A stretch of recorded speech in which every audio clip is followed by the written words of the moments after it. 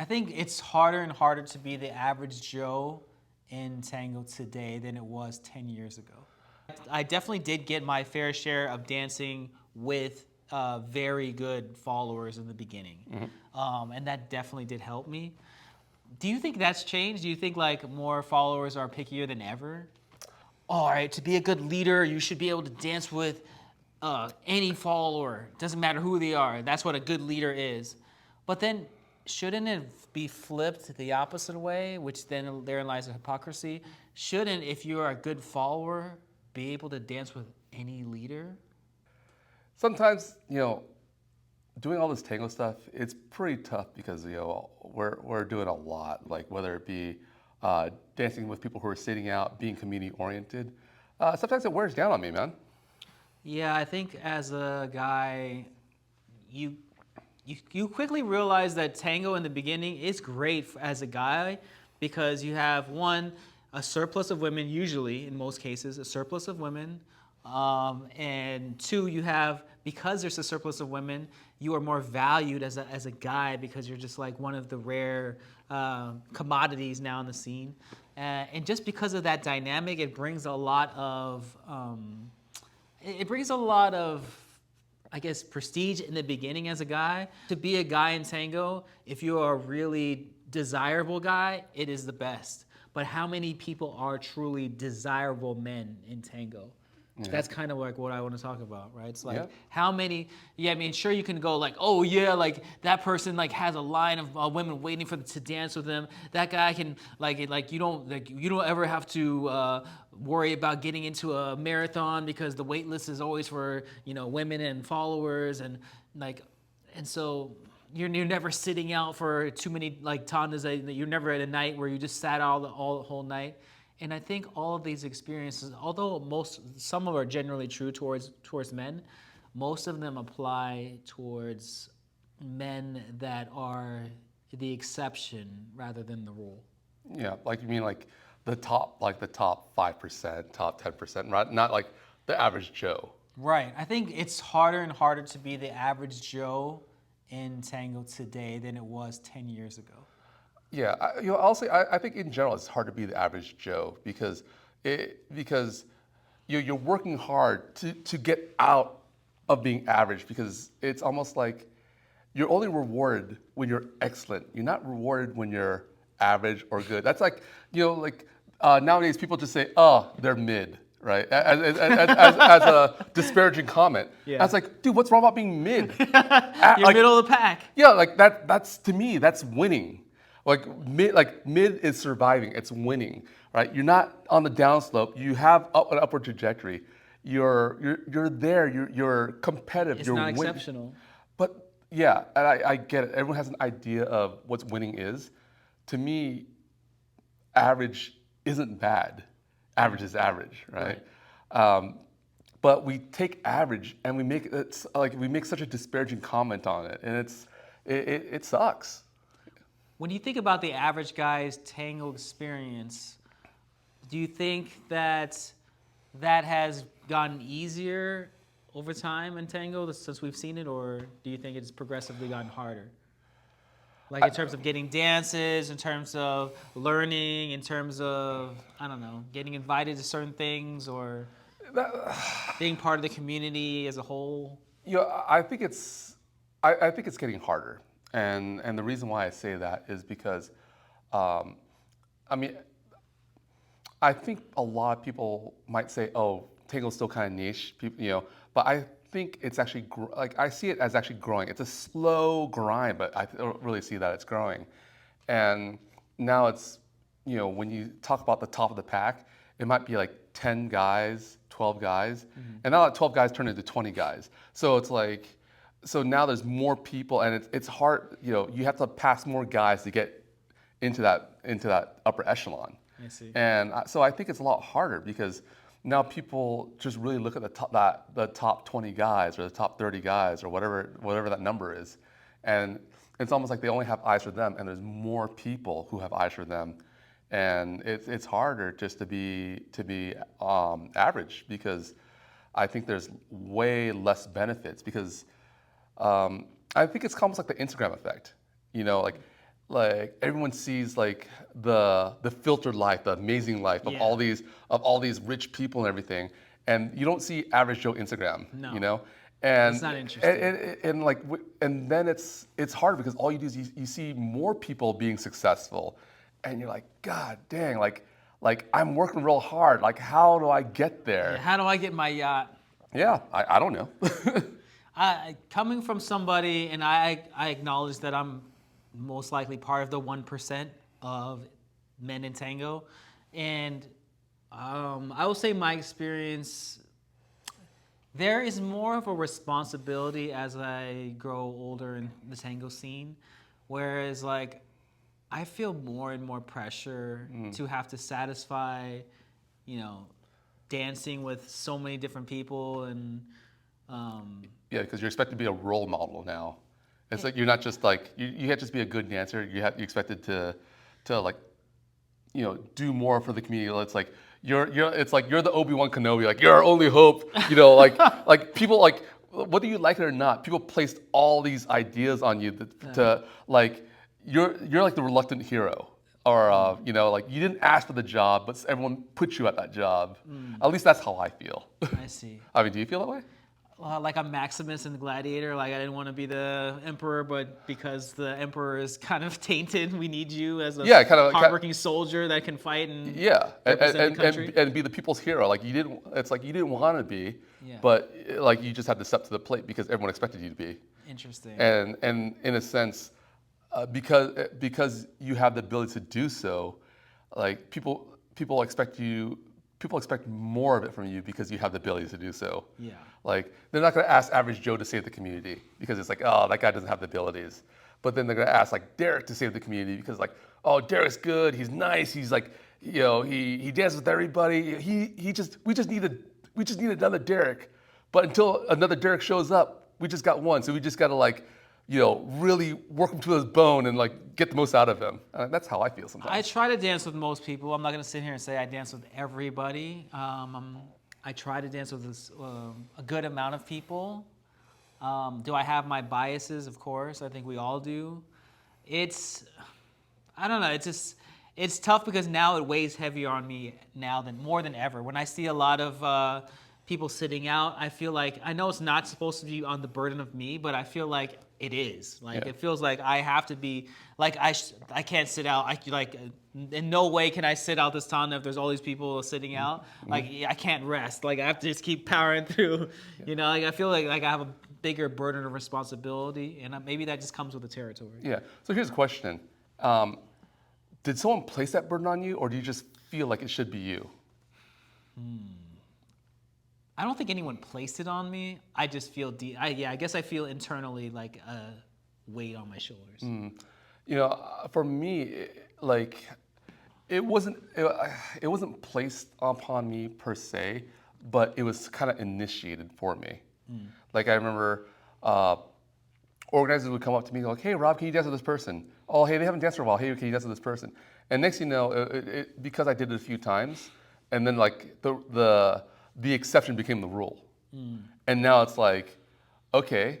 And then when I became the organizer, it's like, oh, well now I'm really dancing for everybody because that's part of the business. Yeah. And then when I stopped becoming an organizer, it's like the expectation is still there. Like I don't have the business anymore, but I'm still expected to do so. So I mean, granted, I like dancing with. I still like dancing with a lot of people of all skills, all experiences. But sometimes there are days I want to take the day off. And just do me. Yeah, and it's like I just want to be selfish for a day. Can I be selfish for a day?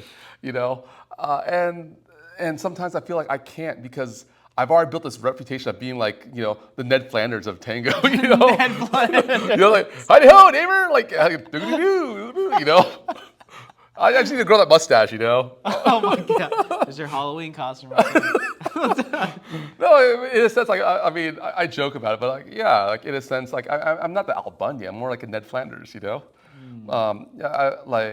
kind of pride myself on trying to be positive, trying to I'm not like great, but I'm really trying to be like Mr. Community, and I really try. To me, I'm trying to pass the baton of what experienced dancers did for me when I was coming up, right? Because I know I wasn't I don't know. Like I said, it's hard to know how you were as a young dancer too, right? So maybe some people considered me a good young dancer when I was coming up, but I definitely did get my fair share of dancing with very good followers in the beginning, and that definitely did help me. Do you think that's changed? Do you think like more followers are pickier than ever? I think followers are more picky, but you know what their criteria is something I don't understand. No, because you know what, like there are some people just who I've never danced with, and I've cabaseoed them, and they've never danced with me, and you know to protect my own psyche, I'll just go, we're not compatible. You know, like it's fine. She doesn't want to dance with me. Like there's other people I can dance with, and I'll say that. You know, and part of being an extrovert, like an extreme extrovert, is to avoid the quiet. Because when it's quiet, then I'm like, do they really like dancing with me? Or do they really, why are they avoiding me? Do I smell? Like all these weird insecurities come out. That's why I hate the quiet, you know? Yeah, well, but are you talking about someone who used to dance with you and doesn't dance with you anymore, or someone who's never danced with you ever? Well, for this moment, I'm saying who's never, ever, ever danced with me. So they never gave you a chance. They never gave me a Just shot. like, why? Like, you know, I see you all the time. We're Yeah. friends. We're friends of friends. We go eat, but for some reason, Yep, yep. And I just kind of go, well, maybe they're not compatible, or maybe like they're not comfortable with me, or whatever. Because I do know I have my weird moments. Yeah. You know, I have like weird idiosyncrasies that are that came from my anime life, and it's just not normal. so I accept these things, and I just kind of go, maybe we're not compatible. But again, it's one of those things when it's all quiet, and then I've got nothing to think about. And then my mind just wanders back there. I'm like, it's like this. It's a really dark place, and I'm like, and it just makes me go, I shouldn't think about this. I shouldn't think about this. But here we are. It's like, oh, it's so negative.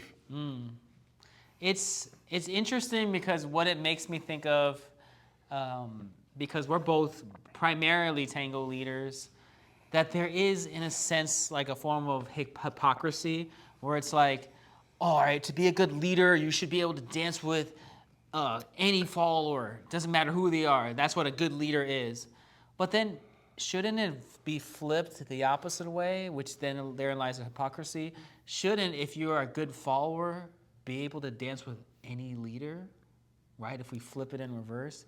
And I just find more and more that that's not the case, right? I don't hear that motto. Like, if you're a great follower, you should be able to follow any good leader. Or no, you said follow any good leader. It's follow any leader. Yeah, follow any leader. Yeah. Yeah. Because if you're a good leader, you should be able to lead anything. Yeah. Like if you're a good follower, you should be able to follow anything. Yeah.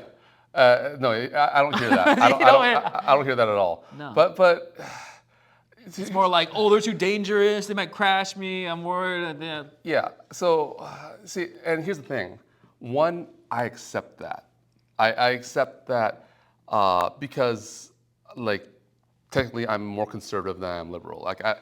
Do I believe in 50-50 everything? Do I believe in role balance? Like, do I believe like there's no difference in roles, there's no difference in gender, all that stuff? No, I don't believe that. And because of that, and because of my traditional values, I don't see the hypocrisy in that because, it's like there's this expectation of men to do these things, to take on danger, to take on more of the dangerous roles, to protector, provider, yada yada yada. So do I expect ladies to be able to follow everything? No, because it's almost like I'm expected to be the white knight hero for every lady that comes on by. And I know that's stupid to think about that, but that's like my traditional upbringing, Now, and I'm having I constantly have this conflict with my traditional upbringing and the modern world. Right. And especially in the modern tango world. Oh yeah. So because it's like, hey, 50-50. Men should follow also. Ladies should lead. And the position of power is in leading. There's a lot of power in leading. And I don't necessarily agree with all of that. And shoot me because I don't believe that. It's okay to have a different opinion. I'm not saying my opinion is fact or anything. I'm just saying like I have an ideology, a belief system that is contradictory to that. Okay.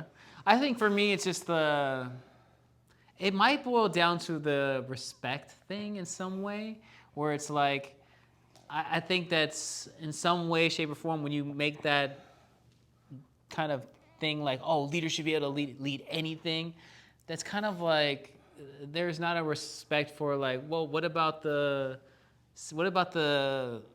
quality, like what about the safety of the guy in this case, or the leader in this case, right? How come no one ever worries about that? No one ever brings up that fact. Like, I'm putting my body at risk too, right? It's not just the follower too. Like, I'm possibly compromising my own physical well-being, but when we think about it, it's always the opposite. It is. And when we talked about this, where like the damage to the follow is more acute, and the damage to men is compiled over time. Yeah, compiled over time. It's like the carpenter's elbow. Like you don't see it until it's too late, Yeah. And next thing you know, like your back's busted, your shoulder's gone, and you're like, how did I end up here? Well, it's like, well, you kept on eating a hamburger every day, and that's how you became obese. Yes. It's like, yes. Like stop, like put down the Twinkies, and that's the thing. It's like there's a certain amount of maintenance that guys need to take. And this comes from a traditional standpoint, but I agree with you that if people expect it, I'm divided here because, like I said, I'm in conflict with my traditional upbringing and the modern tango world. And if we're gonna say everything's about roles and everything's about everything's like 50-50. There's no difference between lead and follow. It's just like who initiates and who follows, whatever. Yeah. Or it's like one walks forward and one walks backwards. It's the same technique. I actually disagree. And I actually don't. I kind of believe that there is there are some nuances, of course, but I think the general technique, it applies to everyone. There's no followers technique and leaders technique unless you're talking about followers technique working with another person. Yeah. I think independently, I think it's the same. Okay, so When we think followers technique, I think about like 20 women in front of like a mirror doing one, I don't know, like Baleo exercise, right? So that's what I think of. I know okay. that's the stereotype view. Okay, so when we talk about movement. Yeah. Okay, when we talk about movement, Yeah. I agree with you. There is no difference. A forward step is a forward step. A backward step is a backward step. A Baleo is a Baleo. Yeah. Whatever. I think it's a misnomer to call ladies technique, because ladies technique to me is not a Baleo. It's not like cortes. It's not ochos. Men do ochos too. Yeah. Not often, but I would say in the repertoire and that stuff, yeah, you see it more with ladies. If anything, I would say it's the moanete. Because I don't see a man doing a moanete around a girl. Really? I do. Okay. But if I were going to place it on one thing, but what I see as followers technique is not actually the movement, but it's the ability to absorb and understand energy being sent to them. So that's something very different than what I think followers technique. Like I said, movement is movement, and we both move in a similar way. Yeah. But what kind of I think men's technique. If we talk about men's technique, it's not in rosques, it's not whatever, agujas and all that other, all those movements. It's about. I think men's technique is two things, or a few things, but I'll list it off. One is being the anchor. To be so heavy that someone could rely on you to support them. Okay. Because yes, a lady can support a guy while he's falling over. Because I've been rescued by more than one lady. Like when I tripped over someone's foot. I would say that is more of an old school thinking, mentality, mindset. Yeah. Well, again, this is my traditional, Yeah. It has evolved since that. It has, but still, I would say in the men's technique, I would actually fall into being more of an anchor and being sensitive to how much energy to send without pushing someone over. Because you can't just be old school and go over here, go over there. It's I'm throwing you around like a caveman. It's Oh my. Well, I mean, that's the way I was taught back then. You know, it was very like Neanderthal, and yeah, I mean, I'm talking like old school. You know. Well, in the beginning, pretty much men went to these places and women weren't expected to know how to dance, right? It's Yeah. just like you're supposed to make somebody that's never danced before dance, right? Yeah, so and you're just like, make it work. yeah, you have to make something work, something Yeah. happen. No, I totally. There are no these advanced classes to train you how to be, Yeah, I totally get that. Like, what do you think is harder? It's like to learn, like leading or following. Like, that's kind of like a common question that we see often. We kind of see it in chats and forums and videos, right? There's a lot of people that kind of advocate or say like, oh, so they're both equally as important, which they are, and they're both equally as hard at the beginning, which there are challenges for sure. But yeah. So for me, I'm gonna say it's based on a personality thing. Like, I could see Type A people like be super like leaders. Like leading's easy. I'm just gonna like bulldoze everything. Like I'm talking about man or woman. I don't care if you're Type A.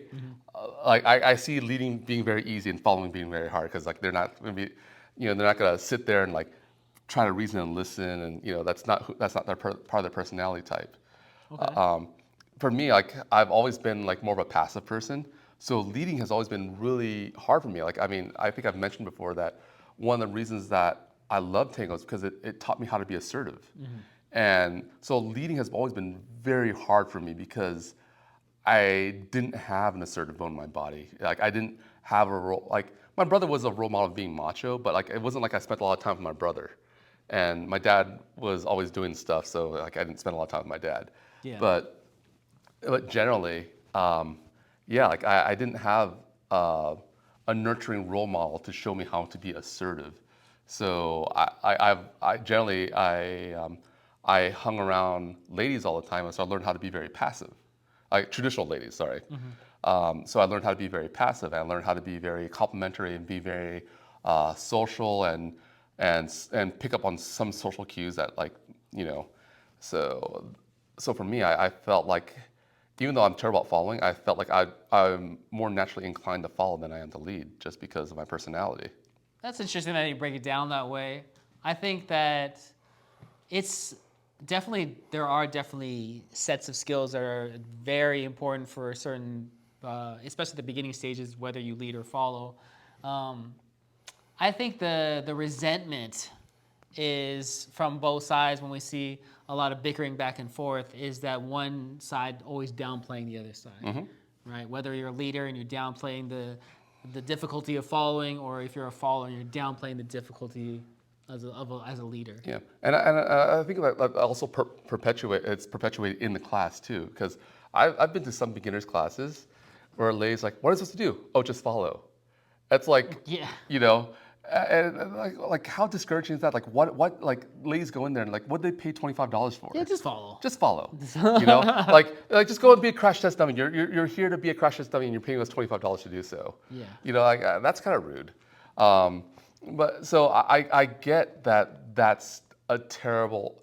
It's a terrible class design, and I get how sometimes it's because like there's so much focus on the leads in group classes that I could see how ladies just got to go, oh, like, we're just an accessory now, and like why am I here? Like, I'm just here to pay $25, and since the instruction is just follow, I'm gonna start learning the not learning the lead, but learn the choreography, and I'm just going to learn the choreography, and that's usually what happens. And I think that like when that happens, it does the partnership a disservice, because that one, did I really lead it? Two, are they really following? You're leading the choreography and not the person. Yeah, That's pretty much what it or more like they're just following the choreography. Yeah. Exactly, that's what I'm saying. Yeah. So I had to repeat it just so it goes in my head, Oh, God. No, because hey, I'm a little slow. Sorry. So I think that's where a lot of the resentment is, and a while back we did the whole lady leads thing, or women who have decided to take up leading, and I think a lot of the resentment stems from that, right? Where it's like there is certain ways one side is kind of not like one side is downplaying the other side. Yeah. Whether it's like men who are downplaying women who are trying to lead, or it's women who lead that are trying to downplay men who specifically can't lead or don't lead as well. Yeah. You know, and so I think that's where I think a lot of these dynamics are starting to form. Mm-hmm. Right. That bitterness or that kind of resentment towards men and women or leaders and followers or these kind of things. Okay. So here's a funny question.